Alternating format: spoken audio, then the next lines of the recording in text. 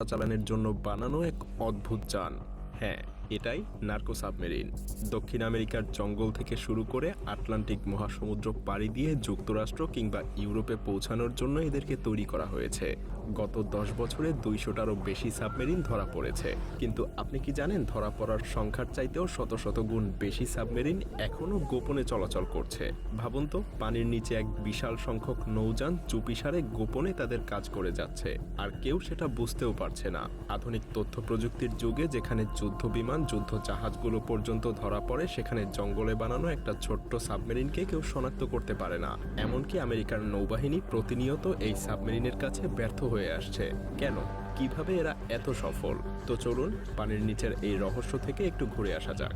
প্রতি বছর হাজার হাজার টন কোকেন চোরাচালান হয় দক্ষিণ আমেরিকা থেকে যুক্তরাষ্ট্র আর ইউরোপে। পুলিশ আর কোস্টগার্ড যতই সতর্ক থাকুক, এর বিশাল অংশ ঠিকই পৌঁছে যায় তার নির্দিষ্ট গন্তব্যে। ধরা পড়া মাদকের পরিমাণ বড় হলেও চোরাচালানকারীদের চালাকি যেন আরও বড়। প্রথম দিকে এই নার্কো সাবমেরিনগুলো খুব সাধারণ আর স্বল্প দূরত্বের যাত্রার জন্য তৈরি করা হতো, কিন্তু সময়ের সাথে সাথে চোরাচালানকারীরা আরও উদ্ভাবনী আর আধুনিক হয়ে উঠেছে। আজকের দিনগুলোতে জঙ্গলের গভীরে লুকানো গোপন শিপইয়ার্ডে তৈরি হয় অত্যাধুনিক সাবমেরিন, যা হাজার হাজার মাইল পর্যন্ত পাড়ি দিতে পারে। কার্টেল আর আইন শৃঙ্খলা বাহিনীর এই যুদ্ধ যেন এক চিরন্তন ইঁদুর বিড়ালের খেলা। কার্টেল নতুন নতুন পদ্ধতি আর প্রযুক্তি উদ্ভাবন করে, আর পুলিশ এবং কোস্টগার্ড সেই সমস্ত থামাতে নতুন নতুন কৌশল নিয়ে আসে। কিন্তু এটাই তো চ্যালেঞ্জ, কার্টেলগুলো এতটা দক্ষ আর আধুনিক কিভাবে হয়ে উঠেছে। চলুন এবার সেগুলোর গভীরে যাওয়া যাক। যদিও চোরাচালানের শুরুর দিকে নার্কো সাবমেরিনগুলো ছিল বেশ সহজ নকশার। এগুলো খুব বেশি জটিল কিছু ছিল না। 46 ফুট লম্বা, যা সমুদ্রের পানির নিচে কিছুটা লুকিয়ে চলতে পারত। এর মাথা পানির নিচে থাকতো আর রং এমনভাবে করা হতো যেন সমুদ্রের সাথে মিশে যেতে পারে, ফলে রাডারের চোখ এড়িয়ে চলতে পারত এই সাবমেরিন। কিন্তু এর ভেতরটা কেমন? এক কথায় মোটেও আরামদায়ক না। ক্রুরা থাকতো খুবই সংকীর্ণ জায়গায়। পেছনে থাকতো ডিজেল ইঞ্জিন, মাঝখানে ক্রুদের ঘুমানোর জন্য ছোট্ট জায়গা, আর সামনে মাদকের ব্যাগ। একটা সাবমেরিন প্রায় 7 থেকে 8 টন পর্যন্ত কোকেন বহন করতে পারত। এত ওজন নিয়ে সাবমেরিনটাকে পানির নিচে নামিয়ে রাখা হতো যেন সহজে কেউ দেখতে না পায়। এভাবে সাবমেরিনগুলো দিনরাত সমুদ্র পাড়ি দিত। 5 জন ক্রু মিলে ভয়ঙ্কর উত্তাল সমুদ্রের ভেতর ঘন্টার পর ঘন্টা বসে থাকত।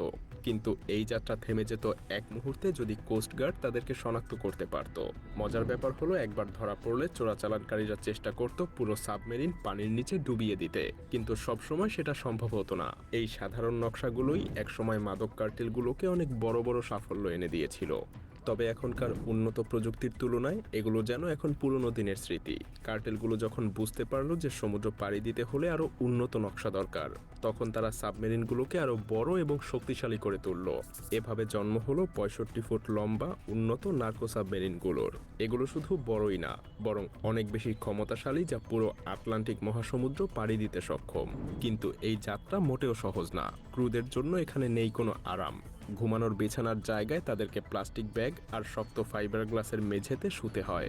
শৌচাগারের বদলে ব্যবহার করতে হয় প্লাস্টিক ব্যাগ। খাবার বলতে আছে শুধু এনার্জি বার, চাল আর স্যাডিনের ক্যান।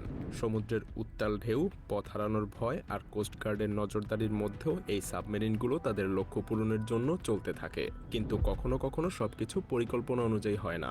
যেমন একটা ঘটনা বলি, কিছু বছর আগে একটা উন্নত নার্কো সাবমেরিন আটলান্টিক পাড়ি দিতে গিয়ে জ্বালানি ফুরিয়ে ফেলে। 2 সপ্তাহের যাত্রা 1 মাসে রূপ নেয়। এরপর তারা চেষ্টা করে অন্য কার্টেলের নৌযানের সাথে যোগাযোগ করতে, কিন্তু তারা সেটাতেও ব্যর্থ হয়। শেষমেশ তারা সাবমেরিনটাকে ডুবিয়ে দিয়ে পালানোর চেষ্টা করে, কিন্তু শেষমেশ আইন শৃঙ্খলা রক্ষাকারী বাহিনী তাদেরকে ধরে ফেলে। তবে যখন উন্নত সাবমেরিনও ধরা পড়ার ঝুঁকিতে পড়ল, তখন কার্টেলগুলো তৈরি করলো স্নরকেল সাবমেরিন। এটা এমন এক নৌযান যা পুরোপুরি পানির নিচে ডুবে চলতে পারে। শুধু উপরের দিকে থাকে ছোট্ট একটা পাইপ। এই পাইপ দিয়ে বাতাস ঢোকে আর ইঞ্জিন ঠান্ডা রাখে। এই 65 ফুট লম্বা সাবমেরিনগুলো ফাইবার গ্লাস দিয়ে তৈরি, যাতে সেগুলো সহজে রাডারে ধরা না পড়ে। এটা প্রায় 8 টন পর্যন্ত কোকেন বহন করতে পারে, এবং এগুলো এতটাই গোপনীয় যে সমুদ্রে কোনো স্নরকেল সাবমেরিন এখন পর্যন্ত ধরা পড়েনি। সত্যি বলতে জঙ্গলের ভেতরে এ ধরনের উন্নত নকশার সাবমেরিন তৈরি করা আসলেই অবিশ্বাস্য। কার্টেলরা যেন সবসময় আরও এক ধাপ এগিয়েই থাকে। মজার ব্যাপার হলো, যখন স্নরকেল সাবমেরিনের উন্নত প্রযুক্তি সবার নজর কাড়ছিল, তখন কার্টেল আরেকটা বিপ্লবী ধারণা নিয়ে আসে। বৈদ্যুতিক সাবমেরিন, এটা যেন একদম নীরব আর পুরোপুরি অদৃশ্য চোরাচালানের এক মেশিন। ৩৯ ফুট লম্বা এই সাবমেরিনে কোনো ডিজেল ইঞ্জিন নেই, এটা পুরোটাই চলে 10 টন ব্যাটারির শক্তিতে। এই ব্যাটারি চালিত সাবমেরিন 12 ঘন্টা পর্যন্ত 5 কিলোমিটার প্রতি ঘন্টা গতিতে চলতে পারে। যদিও এর গতি কম, কিন্তু এটা পুরোপুরি পানির নিচ দিয়ে চলতে পারে এবং বড় নৌযানের সাথে যুক্ত হয়ে বেশি দূরত্ব পাড়ি দেয়। সবচেয়ে চমকপ্রদ ব্যাপার, এই সাবমেরিনের গোপনীয়তা এতটাই নিখুঁত যে সমুদ্রে কখনোই এর দেখা মেলেনি। শুধু কলম্বিয়ার জঙ্গলে মাত্র একটা সাবমেরিন পাওয়া গিয়েছিল। কার্টেলরা এটাকে শেষ অস্ত্র হিসেবে তৈরি করে রেখেছে, যা ধরা পড়ার সম্ভাবনা প্রায় শূন্যের কাছাকাছি। তবে যখন আপনি ভাববেন কার্টেলের এসব জটিল মেশিনগুলো হয়তো শুধু প্রযুক্তির গুণ, তখনই সামনে আসে আরেকটা নাম, অস্কার মরেনো রিকার্ডো। তাকে বলা হয় নার্কো সাবমেরিনের রাজা।